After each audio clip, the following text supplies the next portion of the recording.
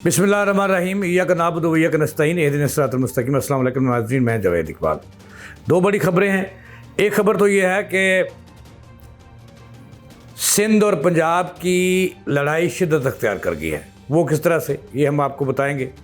दूसरी बड़ी खबर ये है कि ये नूरा कुश्ती है पीपल्स पार्टी और नून लीग के दरमियान, जो आप अपने टीवी चैनल्स पे देख रहे हैं, अखबारात में पढ़ रहे हैं कि लड़ाई की खबरें, एक दूसरे को नीचा दिखाने की खबरें, एक दूसरे को जो वो कह रहे हैं, ये सारा कुछ नूरा कुश्ती है। और इसके पीछे कहानी ये है कि तासर अवाम में वो ये छोड़ना चाह रहे हैं कि इस वक्त पाकिस्तान में दो ही बड़ी जमातें हैं, एक नून लीग और दूसरी पीपल्स पार्टी।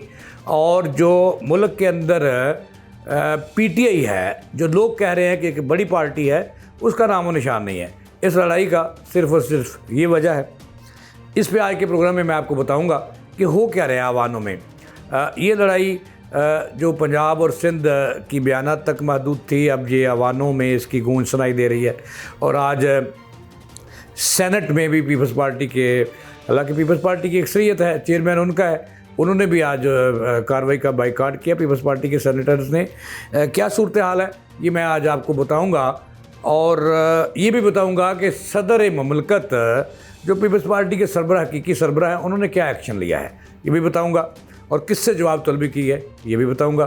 तो नाज़रीन, इस वक्त ख़बर ये है कि एक तरफ जो पंजाब और सिंध सैलाब में डूबे हुए हैं और दुश्मन जो है वो सरों पे मंडरा रहा है, और आर्मी चीफ भारत जो है वो धमकियाँ दे रहा है पाकिस्तान को दुनिया के नक्शे से मिटाने की।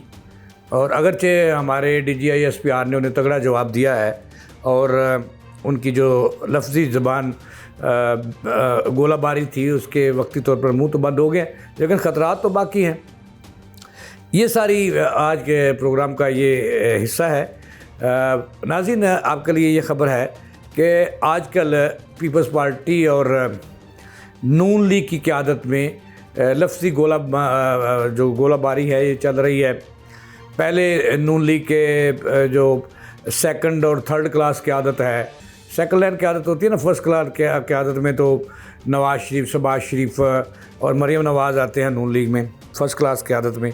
और सेकंड लाइन में आ जाता है स्पीकर कौमी असम्बली और इस तरह के जो इस कैलिबर के लोग हैं, राना सनाउल्लाह वगैरह। और जो उनकी सी यानी कि तीसरे दर्जे की क़यादत है, उसमें आ जाती है मरीम औरंगज़ेब, उज़्मा बुखारी और इस तरह के जो लोग हैं। पहले तो ये गोलाबारी जो है चल रही थी, लफ्ज़ी गोलाबारी एक दूसरे के ख़िलाफ़, उज़्मा बुखारी तक महदूद थी और कभी कभार मरीम औरंगज़ेब सिंध से जो गोलाबारी होती थी, जैसे नदीम अफजल चंद हैं, उससे पहले शर्जील मेमन हैं और इस तरह के जो लोग हैं एक दूसरे पर गोले बरसाते थे। चूँकि ये बात मैं आपको बता दूं कि ये दोनों एक दूसरे के लिए लाजमी मलज़ूम हैं। दोनों, सच्ची बात बता दूं नाज़रीन आपको, ये दोनों तनख्वाहदार हैं और मालिक इनका कोई और है। मैं आपको सच्ची बात बता रहा हूँ।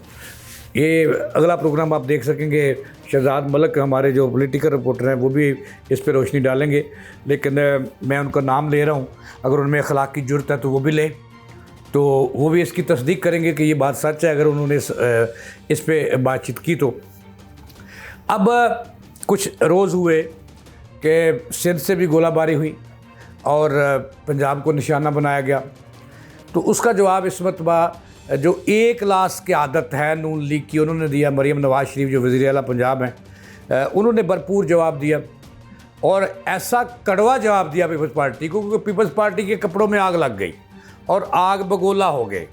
असल में ये वजह मैं आपको एंड पे बताऊंगा कि असल वजह क्या है, ये किसको निकालना चाहते हैं पाकिस्तान की सियासत से, दुनिया का ज़हन किस तरह बदलना चाहते हैं। लेकिन उससे पहले मैं ये सारी कहानी आपको बताऊँगा। अच्छा, तो मरीम नवाज़ साहब ने तगड़े जवाब दिए और जैसे पीपल्स पार्टी को लून मिर्च लग गई, और ऐसे ही जैसे कोई मूली पर मिर्चें और नमक लगा के खाए ना, तो वो मूली जो है ना बड़ी कड़वी लगती है।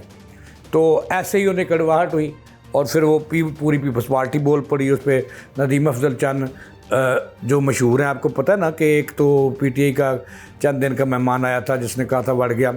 तो नदीम अफजल चंद जो है, इन्होंने कहा था कि ਮੁਖਤਾਰ ਅਵਾਰਡ ਜਣੀ ਦੀਆਂ ਗੱਲ ਤੇ ਅੱਗੇ ਵਧ ਗਈ ਹੈ, तो ਹੁਣ ਗੱਲ ਇਹਨਾਂ ਦੀ ਪਾर्टी 'ਚ ਅੱਗੇ ਵਧੀ है लोगों ਨੂੰ दिखाने वास्ते। तो वो आए, उन्होंने काफ़ी ले दे की और उन्होंने मुतालबा किया कि पीपल्स पार्टी की क़यादत जो है वो मुतालबा करती है कि मरीम नवाज़ ने जो कुछ पीपल्स पार्टी के बारे में और हुकूमत के बारे में कहा, उससे ये लंबी बात हो जाएगी, मैं मुख्तसर आपको बता रहा हूँ कि उन्होंने कहा कि माफ़ी मांगें।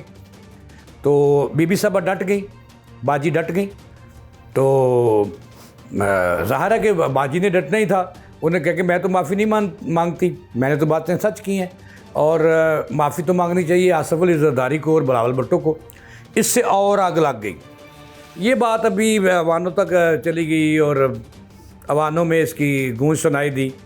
ये बात यहाँ पे ख़त्म नहीं होती। उसके बाद यानी कि 24 घंटे कबल जो थी वो पंजाब हुकूमत ने, जो सेनेट के चेयरमैन हैं और पीपल्स पार्टी के हम रहनुमा हैं और साबिक़ वज़ीर आज़म भी हैं यूसुफ रज़ा गिलानी साहब, उनके बेटों से जो सिक्योरिटी उनके तहफ़्फ़ुज़ के लिए दी गई थी वो वापस ले ली। यहाँ पे ये बात भी बताना अपने नाज़रीन को ज़रूरी है कि जब ये इक़्तिदार में आते हैं ना, ये लगड़ बगड़ और second land, first land, third land की आदत, तो इनकी जान को ख़तरात लाक हो जाते हैं। जब ये हुकूमत से बाहर आते हैं तो ज़ाती जेब से ये सिक्योरिटी इतनी बड़ी नहीं लेते जितनी ये सिक्योरिटी अपनी हिफाजत के लिए लेते हैं कि हमारी जान को ख़तरा है। और इस वक्त भी अगर बात करूँ, एक MPA से लेकर ऊपर तक जो पंजाब के अंदर और मरकज़ के अंदर पुलिस की बड़ी जो सिक्योरिटी है वो आवाम की जो है तहफ़्फ़ुज़ के लिए ममूर नहीं है, वो इनके पास है, वज़रा के पास है, मशीरों के पास है। और ये जो हुक्मरानों की औलादें हैं उनको सिक्योरिटी दी जाती है, अवाम जाए जहन्नम में। तो ये वापस ले ली। इसके बाद इसका जवाब पीपल्स पार्टी ने आज लफ्ज़ी गोलाबारी से तो दिया, लेकिन आज सेनेट का अजलास था जिसकी सदारत चेयरमैन सेनेट कर रहे थे यूसुफ रज़ा गिलानी। वहाँ पे शीनी रहमान और दीगर जो उनके रहनुमा हैं काफ़ी बरसे मरीम पर, और उन्होंने कहा कि जो वज़ीर आला पंजाब हैं ये आग लगा रही हैं और उनका बयान जो है मुस्लिम लीग नून की आला क़यादत का बयान है। लिहाजा आज फिर वहाँ पे मुतालबा है कि ये माफ़ी मांगे। और पीपल्स पार्टी यहाँ तक गिर गई कि जनाब वाला माफ़ी मांगने से कोई कद छोटा नहीं हो जाता बल्कि कद बढ़ता है। लेकिन बाजी जो हैं पंजाब की, माँ भी हैं और बाजी भी हैं, मरीम नवाज़ साहबा वो डटी हुई हैं कि मैंने माफ़ी नहीं मांगनी, मैंने तो सच बताया था।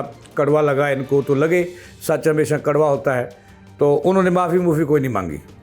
तो ये मामला जो है वो आगे बढ़ रहा है। लेकिन अब मैं आखिरी अपने प्रोग्राम के हिस्से में आपको बताऊंगा कि थोड़ी सी पहले तशरीह करूंगा और उसके बाद बताऊंगा कि इसकी वजह क्या है, इसके पीछे कहानी क्या है। ये नूरा कुश्ती है जिसको मैंने कहा है कि क्यों हो रही है, ये मैंने आपको बताना है। लेकिन उससे पहले मैंने आपको ये बताना है कि नाज़रीन आप बड़े बाखबर हैं और मेरे से मोहब्बत करने वाले पाकिस्तानी हो। ये मैं आपको बात एक बता दूँ कि आपको पता है कि नून लीग और पीपल्स पार्टी और MKM ये सारे इत्तेहादी हैं और इत्तेहाद की वजह से इनका जो है हुकूमतें कायम हैं। मैं आपको सच्ची बात बता रहा हूँ। और लोग कह रहे हैं और मीडिया भी कह रहा है कि इनकी जो लगामें हैं, लगामें सख्त लफ्ज़ हो जाएगा तो इनके जो है कहीं ऊपर से हिलती हैं। तो जब तक वो नहीं चाहते ये आपस में इसी तरह लड़ते झगड़ते रहेंगे और इसी तनख्वाह पे काम करते रहेंगे और ये एक दूसरे पे जो है वो गोलों के पहाड़ बरसाते रहेंगे। तो आपको मैंने शुरू में कहा था कि मुल्क जो है वो सैलाब से गुजर रहा है, आबादकारी बाकी है, लेकिन ये तमाशा जो है वो लगा हुआ है। अब ये ऊपर तक पहुंच गया है, अवानों तक पहुंच गई है ये लड़ाई।